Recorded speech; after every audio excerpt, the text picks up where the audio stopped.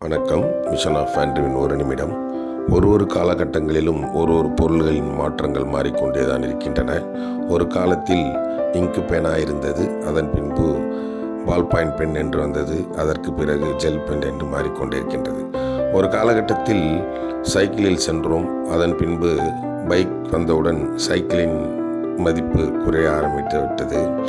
பல ரகமான வகைகளில் வாகனங்கள் வந்து கொண்டே இருக்கும்போது நாளடைவில் அந்த சைக்கிளினுடைய மதிப்பு சொற்பமாக மாறிவிட்டது. அதே போன்றுதான் எது ஒன்றுமே நம்மிடம் இருப்பது நிலையானது அல்ல. பணம், பொருள், புகழ், இதுக்காக நாம் ஏங்கி ஓடுகின்றோம், தவிக்கின்றோம். ஆனால் இது எது ஒன்றும் நம்முடன் நிலையாக நிற்கப் போவது அல்ல. ஏனென்றால் வாழ்கின்ற வாழ்க்கையானது ஒரு குறிப்பிட்ட காலங்களில் நாம் எதை தேர்ந்தெடுக்கின்றோம், எதன் மூலமாக நாம் வாழ்கின்றோம், எதை கடைபிடிக்கின்றோம் என்ற கேள்விக்குறியிலே தான் நாம் வாழ்ந்து கொண்டிருக்கின்றோம். முதலாவது நாம் இறைவனை நம்ப வேண்டும். இறைவனின் அருள் இருந்தால் நாம் எல்லாவற்றையும் சாதிக்க முடியும். இந்த மண்ணில் நாம் வாழும் காலங்களில் எந்த ஒரு பொருளோ, பணமோ, அந்தஸ்தோ, புகழோ நம்முடன் நிலைத்து நிற்கப் போவதல்ல. நிலையாக ஒன்று என்று எதுவுமே இல்லை.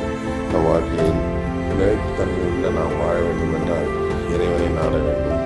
இறைவனை அணுகி நாம் உண்மையும் நேர்மையுடன் வாழ்ந்தால் வாழ்க்கை நலமாக இருக்கும். பதவிக்காகவோ புகழுக்காகவோ ஆசைப்பட்டு நாம் வாழ்கின்ற வாழ்க்கை நிலைப்பு உள்ளதாக இருக்காது. நாம் நிலையாக என்று நாம் வாழ வேண்டும் என்றால் ஒருவருக்கு உதவி செய்ய வேண்டும், திறந்த மனதுடன் வாழ வேண்டும், நேர்மையுடன் வாழ வேண்டும்.